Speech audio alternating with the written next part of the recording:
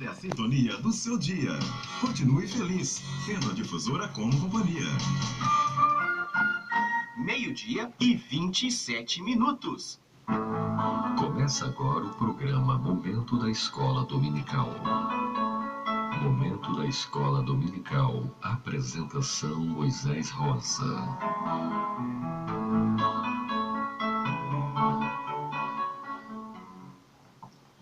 A paz do Senhor a todos os nossos ouvintes desta bonita cidade de Londrina.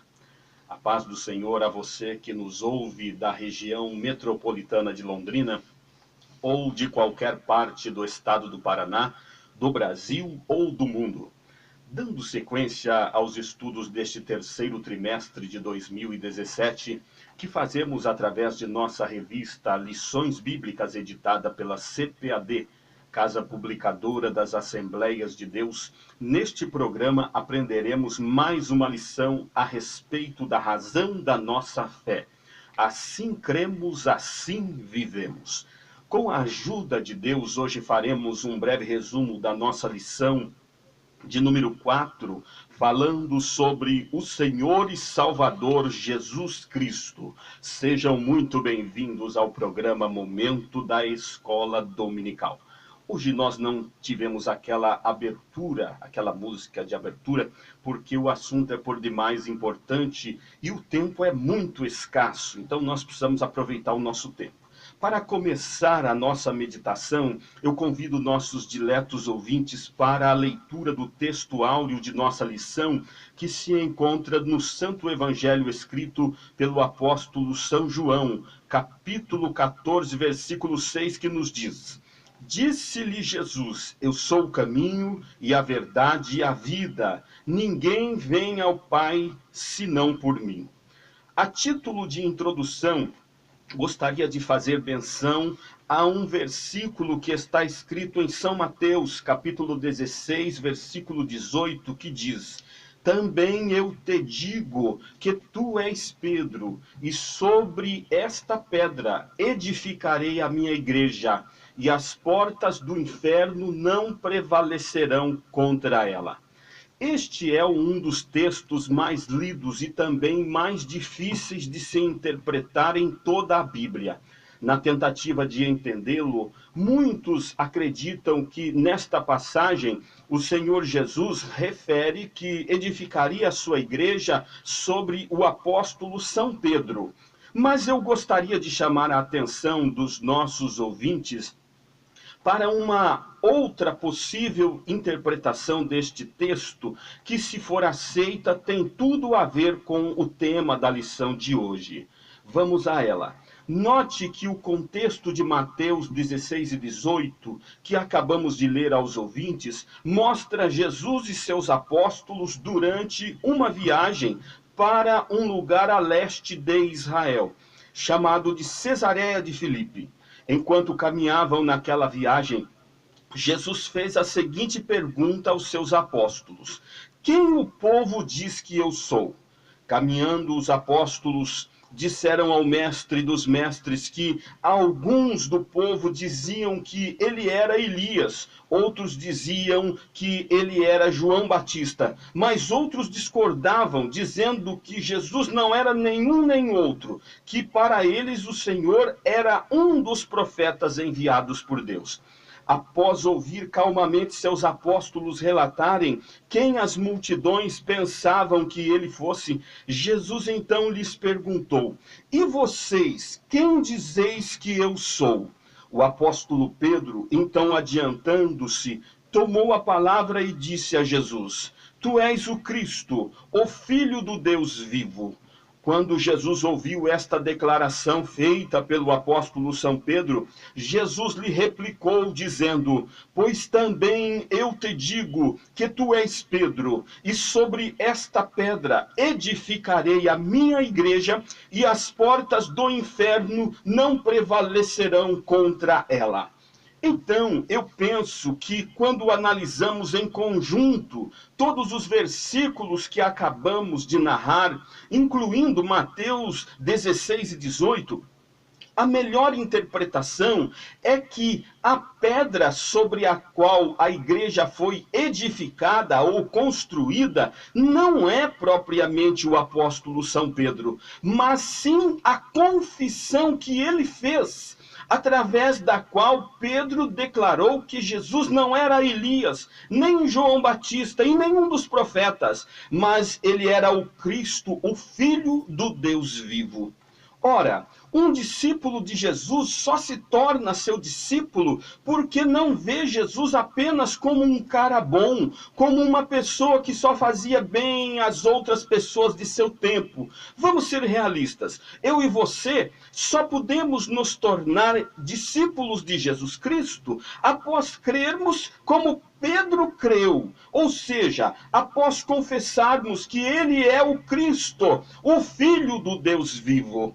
De modo que se alguém perguntar para nós quem é Jesus, então nós diremos: Jesus Cristo é o caminho e a verdade e a vida, e ninguém vem ao Pai senão por Jesus.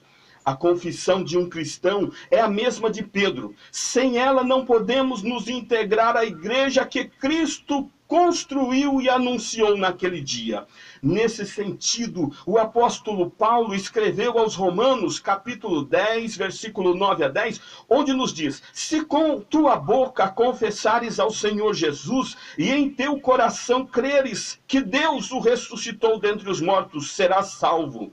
Visto que com o coração se crê para a justiça e com a boca se faz confissão para a salvação.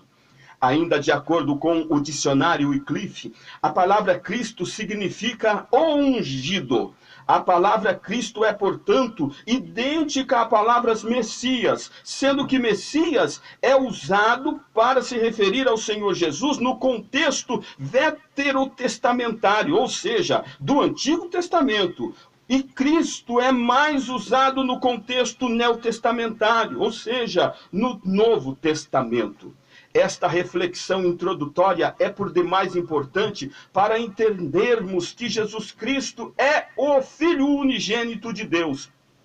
A propósito, acerca do significado do termo unigênito aplicado a Cristo, o comentarista de nossa lição deste trimestre, pastor Ezequias Soares, refere que este termo provém da palavra grega monogenes, que por sua vez indica a deidade do Filho de Deus. Em outras palavras, este termo nos torna claro a demonstração de que o Senhor Jesus Cristo originou-se de Deus Pai, transmitindo-nos a ideia de consubstancialidade, ou seja, que o Deus Pai e o Deus Filho partilham, tomam parte da mesma substância, da mesma essência, estão no mesmo grau.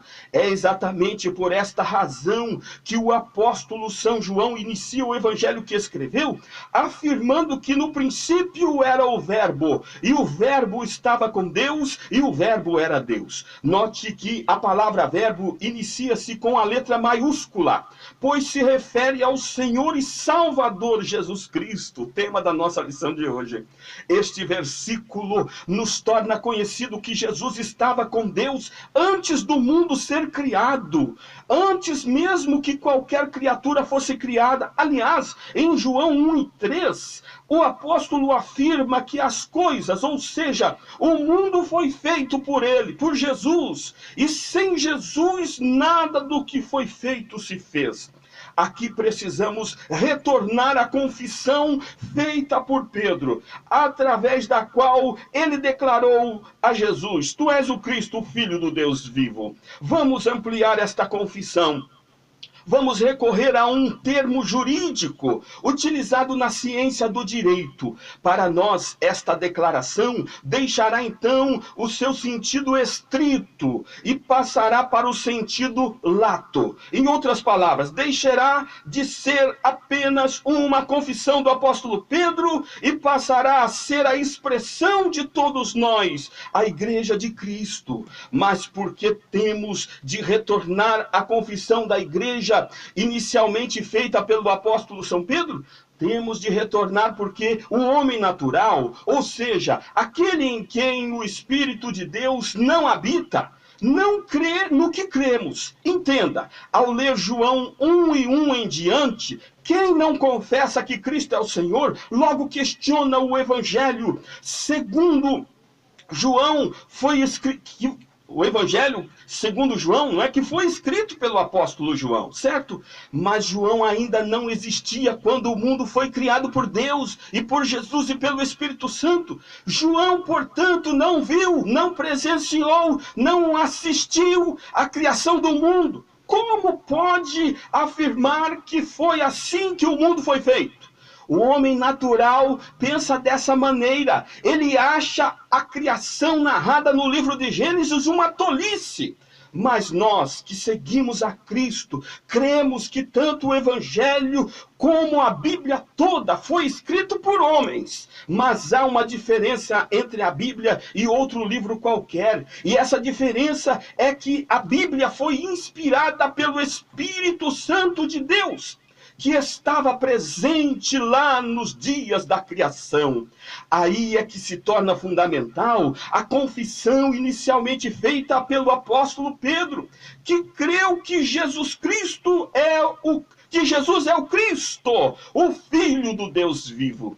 O texto da carta aos Filipenses 2:5-11 nos torna claro que Jesus Cristo renunciou momentaneamente à glória que tinha junto de Deus desde os dias eternos. Jesus humilhou-se ao deixar de ser Deus, ainda que momentaneamente, para se tornar servo. Na forma de servo, tornou-se semelhante aos homens ao encarnar-se no ventre de Maria, serva de Deus. Prossegue o texto dizendo que, reconhecido em figura humana, Jesus o Cristo a si mesmo se humilhou, tornando-se obediente até a morte. A humilhação de Jesus Cristo por nossa causa foi extraordinária. Esta humilhação mencionada por Paulo demonstra-nos que durante sua vida terrena, Jesus, como nós, sentia fome, sentia sede, Jesus se cansava, ele também sofreu ansiedade e desapontamentos, sofreu dor física e mental, e por fim sucumbiu diante da morte de cruz.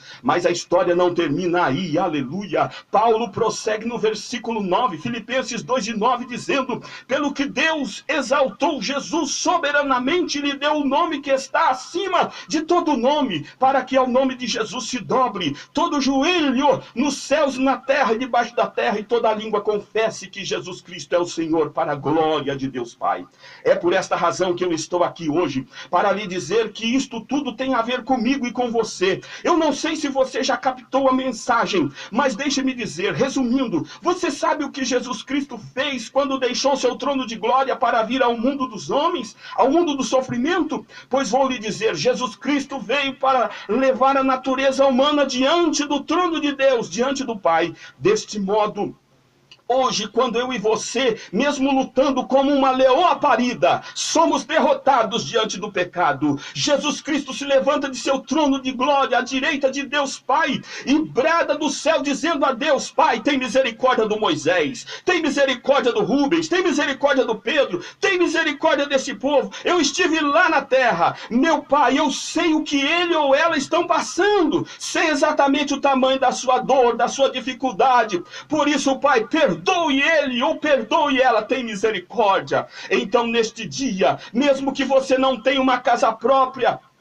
neste mundo, mesmo que você não tenha o emprego que gostaria de ter, mesmo que você nunca tenha tido a oportunidade de ter uma caderneta de poupança gorda, ou mesmo que você sofra uma dor que estão provocando em você, agradeça de todo o seu coração por ter Jesus Cristo como teu único Senhor e Salvador. E se você ainda não o confessou como Pedro e a igreja o faz e o fez, quero convidá-lo a fazer nesta hora. Vamos orar. Querido Deus e maravilhoso Pai, nós te somos gratos, Senhor, por estes instantes que passamos aqui na difusora. Ó Senhor, recebe este homem, esta mulher, que neste momento faz a sua confissão, Senhor, que confessa que Tu és o Cristo, o Senhor, aleluia, que veio ao mundo para nos salvar. Escreve o seu nome no céu, no livro da vida. Te pedimos agradecidos no nome de Jesus Cristo, o nosso eterno e glorioso Salvador. Amém, amém, graças a Deus.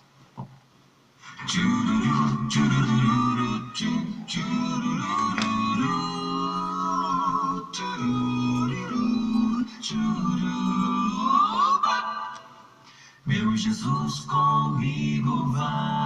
Assim chegamos ao final do nosso programa, mas antes de nos despedir, queremos fazer aqui um convite a você para no próximo sábado, você ligar o seu rádio novamente, esteja conosco. Programa Momento da Escola Dominical, estaremos fazendo uma breve meditação, nesta oportunidade, da lição de número 5, a identidade do Espírito Santo. Você não pode perder. Estamos indo embora, um forte abraço do seu irmão Moisés Rosa. Fiquem todos com Deus e viva Cristo, o Senhor! Acabamos de apresentar com Moisés Rosa Momento da Escola Dominical. Até o próximo programa, se Deus quiser.